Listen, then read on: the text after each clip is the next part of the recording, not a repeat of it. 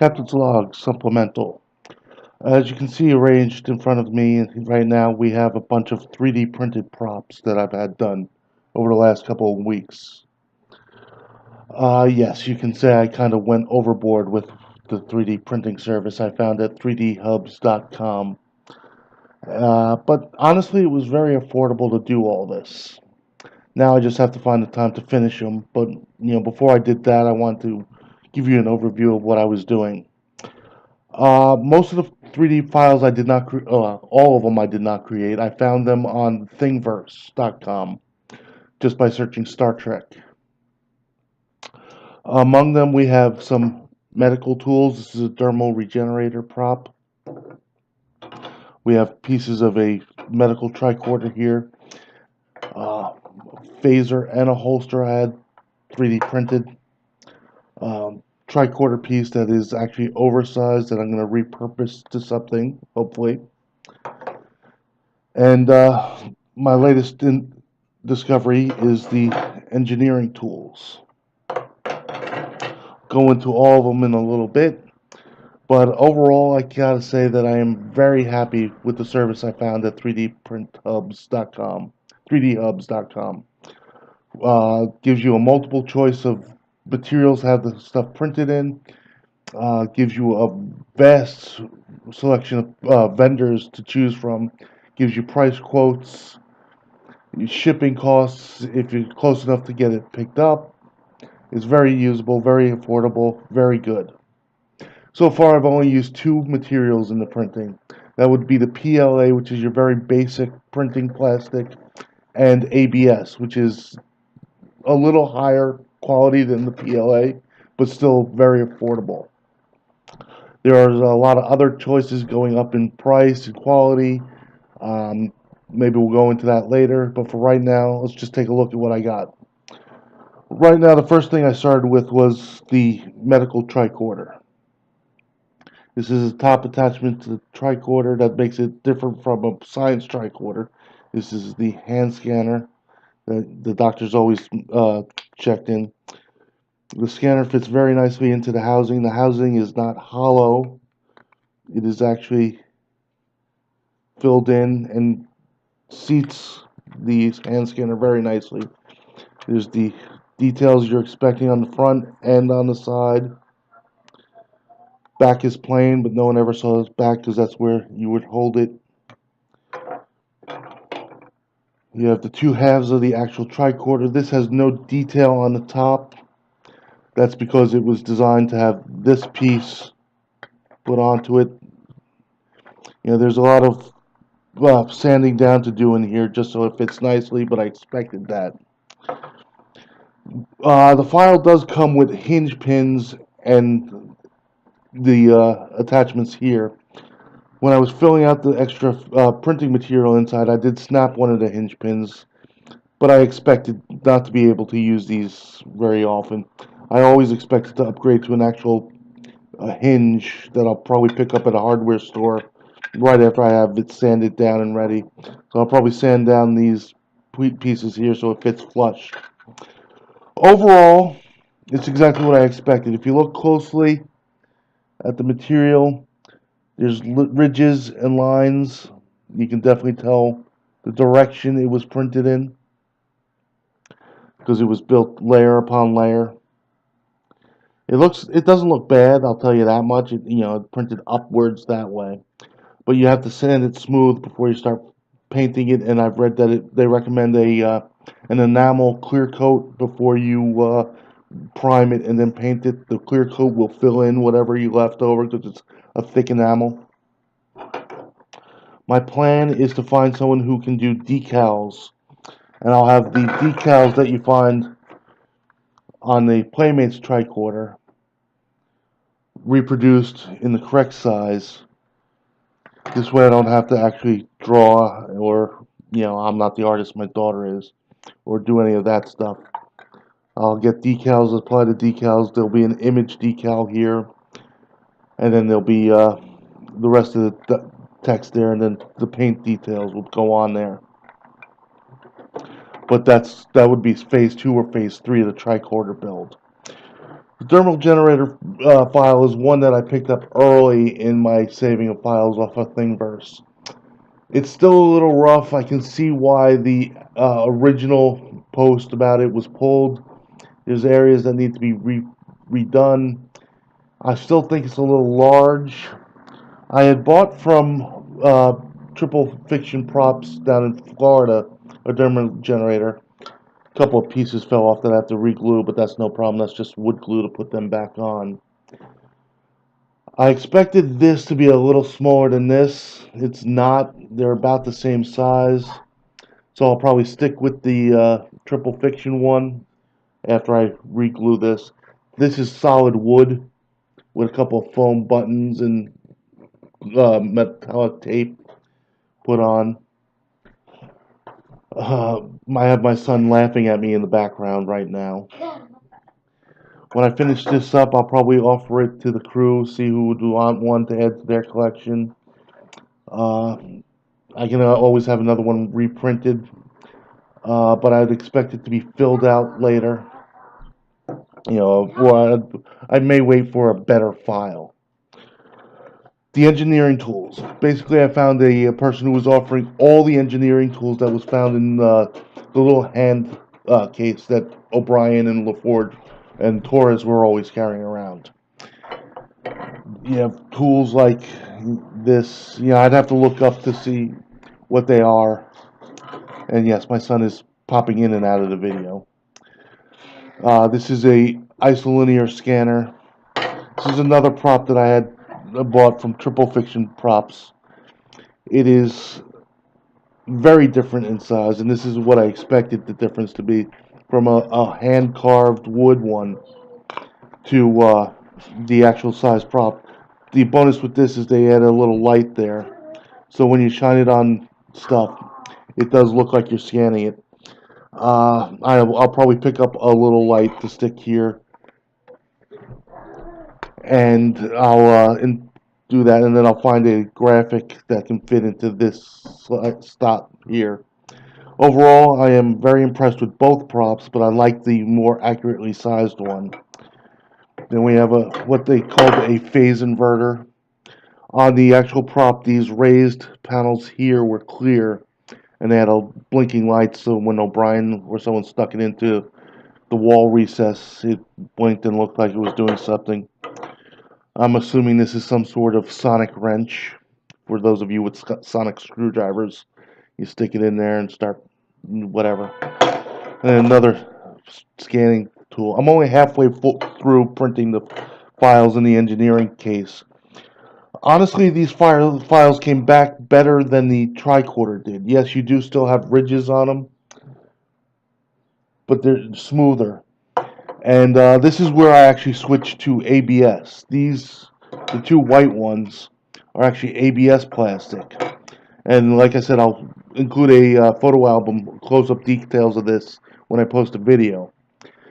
It's smoother and it's going to require a lot less sanding, I believe. The problem with the ABS was it was a little bit more expensive. So if you get into bigger print files, it's going to be more expensive and the difference will be noticeable. I'm very happy with the tools. I'm going to have to find one of the actual Canon kit cases and fit them all in there and then get decals for that. The final thing I went into was an experiment to try and find an affordable source for holsters for everyone who wants next generation era phasers. I found a file that I wanted to test. The problem with the file is, and it goes with my last 3D printed item, it goes with this phaser. This printed in two pieces. But this phaser is a fan creation. It looks a lot like the Cobra head phaser does here, but it does have the rounded grip of the Boomerang and Dolphin. If you compare it to an actual Boomerang, this is a resin kit that I picked up that I have to finish. It is thinner and longer. Well, not that much longer, but thinner. So this phaser fits into the holster much better than the boomerang does. You know, if I could finish both of these up, it would be perfect. It would be usable. Comes with belt loops. Just skin it through a belt, put it on, and you're ready to go. I have plans, and I'll follow up in another video, of modifying this. I had two files printed, one in transparent ABS and one in PLA, black PLA. There are colors. I just stuck with black or transparent or clear or neutral, just because I didn't need a green or a red prop laying around. If you try it with the boomerang, it doesn't fit in. This is narrower. This is narrower. It probably could expand up a little bit more too. So I'm going to follow up in a video about the holsters and the phasers themselves, but I am going to try and modify this to fit this, or even the Dolphin. I don't have the nozzle on the Dolphin. I just got these kits in. The phaser itself fits in better on the Dolphin, but I still would have to expand this a little. Honestly, this actually fits better than I thought it would. So if I was to use these holsters for a Dolphin, or if you were to use these holsters for a Dolphin, the fix on this would be much easier. It's actually surprisingly easier. I will go into the fix in the follow-up video. This is just an overview of what I have here, 3D printed. One of the earlier 3D prints I had a hypo spray. This is the first one. I have a second hypo spray print that I loaned out to someone to resin cast. Drilled out the inside. I do have now a whole bunch of cartridges. Cartridges fit in, or they should fit in. There we go. Fit in. Usable hypo spray. This is not completely finished. I am going to put metallic tape on the outside to signify those two panels that were on the screen used one. But it's close to done. There's not going to put any details on the buttons on the top. It's usable. It's done. You can see the liquid line. I am not happy with the food dye I used. The colors seem to be fading a little in some of them. And in a couple of other ones, the food dye actually spilled out, so I'll have to reseal a couple of them. The second batch of vials I did, I rushed the clip, the top on it. I'm going to have to sand those down, pull the plugs, and restart those from scratch. Not a pain in the butt. A pain in the butt, but not hard. I'll be able to do that in a day or so. And that'll give me the option of the opportunity to put better colors in there. A lot of clear liquids, whereas on the screen used one, they use a lot brighter reds, greens, and yet blues. You know, this is the emitter tip for the Dolphin. I finished the Dolphin kits. I had this phaser 3D printed just for me. I was interested in just having one in my collection because it's unique. It's not bad looking. I will probably keep one of these phaser holsters the way it is for this, and then I will go into modifying the rest of them. I also got a small pad 3D printed. It's very good details. I'm going to get a image.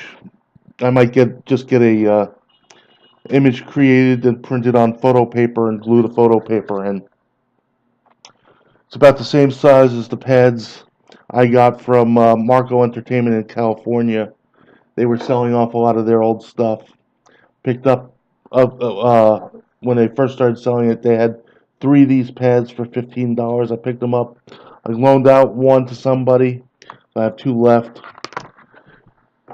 This would be pad number 3. And then I picked up a small Voyager pad kit, which is 3 acrylic cut layers that'll go together with an image in between. There is an image in this kit somewhere. I haven't opened the kit yet because I haven't been ready to work on it. That'll come later. That's what I've had 3D printed. I've had 2, 4, 6, 8, 10, 11, 12, 13, 14, 15 pieces printed. in probably a month and a half. I probably spent less than $200 on all of them. If I was to buy the props themselves, I'd probably easily be over $500 on this. So, you know, easily over $500. I mean, I think I got these two printed together, and I think I spent $25. The finished isolinear scanner I picked up from Triple Fiction Props, and granted it's finished with the light. This was $35. So I got two for one, and knowing I have the ability to finish it, it made it worth it.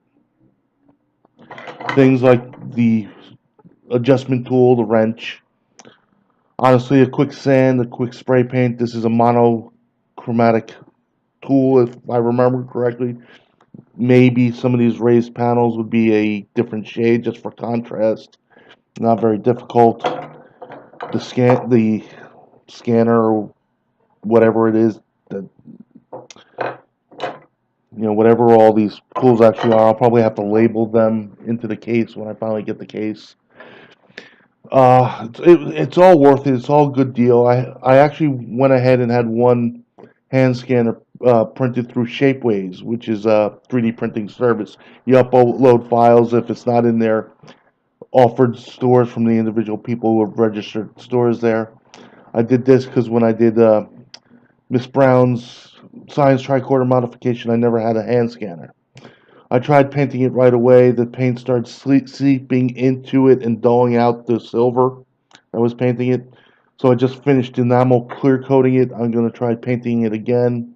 I added in a little uh, round piece in there, which is going to simulate on the. This is the Playmates tricorder. There's a little red button there. That'll be red the light. Of course, none of this actually lights up. They're all solid. But I'll have the green light details in the circle here. That'll be red. I'll hand it off to her when it's finished, and she'll have her completed modified tricorder. Honestly, for the amount of work I did and the amount of supplies, printing out one of these and finishing it out might be a better choice. It might not. I can tell you it's cleaner. There's a lot of things I would change on that prototype modification. Uh, Unfortunately, these are sized differently. If you look at the Playmates tricorder, it's a little bigger. The lines there, they're about the same height, but this is thicker than this. You can almost fit this in to the inside. So I believe these are scaled more correctly than these. These are not bad considering they were toys from the 90s, 80s and 90s probably. Problem is, for a medical tricorder now on eBay, you're probably going to spend $100. I spent 40 on the four pieces. When I get the science tricorder printed, I will print the two pieces together. On this one, I printed these two together and then these two together. That's it for now. Any questions, I will answer in the comments. I am going to move into the phaser detailed conversation after this. I'm going to take pictures. I'm going to upload all three videos to YouTube together, and then I will get back to you. But for now, Captain O'Connell signing off. Thank you.